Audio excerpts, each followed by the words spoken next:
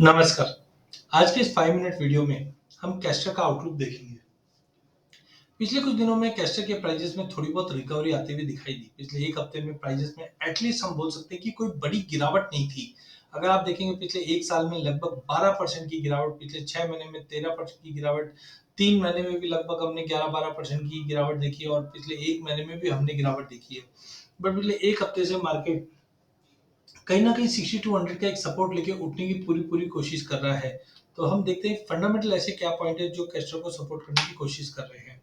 तो सबसे पहले हम टेक्निकल पार्ट पे देखते हैं तो अभी 5 और 10 मूविंग एवरेज पॉजिटिव में आ चुकी है, जिसका मतलब है जो स्टिफनेस थी मंदी की, वो अब कम होते हुए दिखाई दे रही है। लेकिन एक चीज़ ध्यान रखिए, कोई भी मूविंग एवरेज मतलब 200 मूविंग एवरेज अगर नेगेटिव देता है, मतलब प्राइस 200 मूविंग एवरेज के नीचे ट्रेड कर रहा है, तो जिसका मतलब है मार्केट का ट्रेंड नेगेटिव है।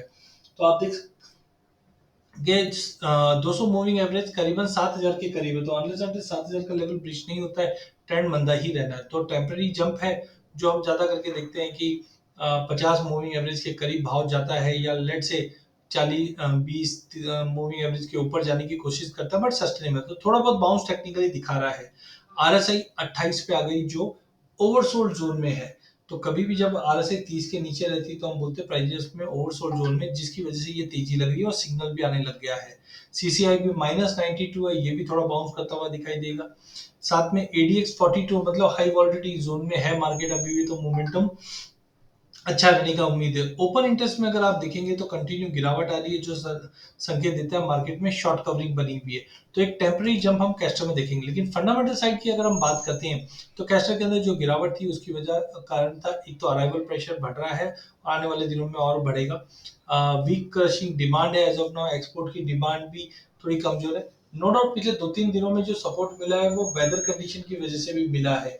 जिस ढंग से हम देख रहे हैं कि राजस्थान गुजरात का जो बेल्ट है, यहाँ पे हमने जो ओलावृष्टि और बरसातें देखी है, बेमौसम बरसात, जिसका भी एक सपोर्ट मिला है। लेकिन ओवरऑल हम मानते हैं कि इस बार क्रॉप साइज काफी अच्छी है, जिसकी वजह से डिमांड काफी वीक रहने की है। और साथ में रिसेशन का जो फियर बना हुआ है ग्लोबल मार्केट में, जिसकी वजह से इंडस्ट्रियल डिमांड मार्केट में नहीं बन पा रही है।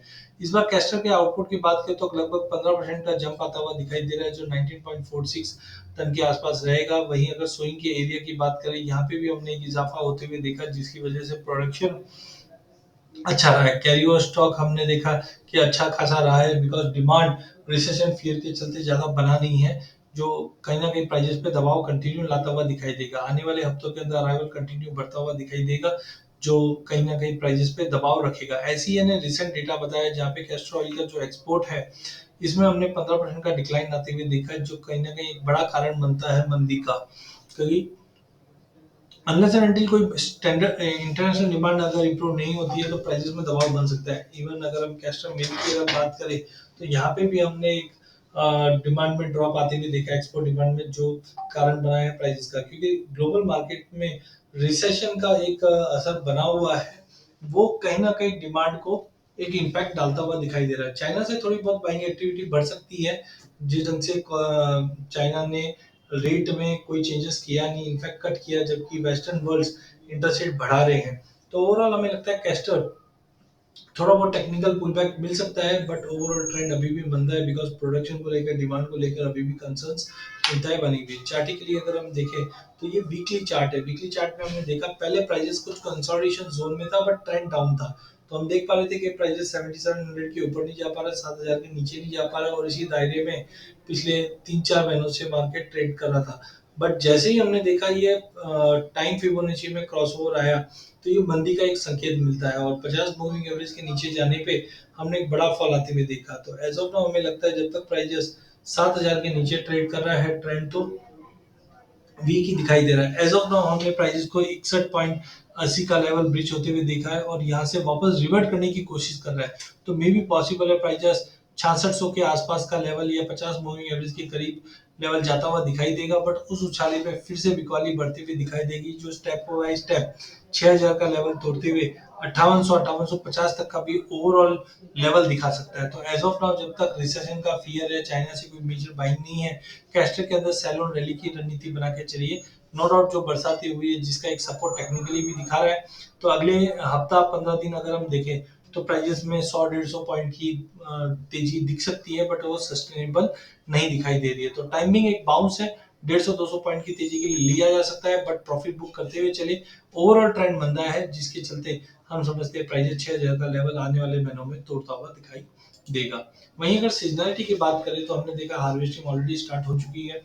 पिछले हफ्तों के अंदर भी हमने देखा अराइवल धीरे-धीरे बढ़ता हुआ दिखाई दे रहा है। पिछले साल के मुकाबले अराइवल में हमने जंप आते हुए देखा है, जो मार्च मंथ में थोड़ा-सा एक बार कंसर्निंग इसलिए भी है क्योंकि जो बरसाती हुई है, जिसकी वजह से अराइवल में थोड़ी कमी आ सकती है।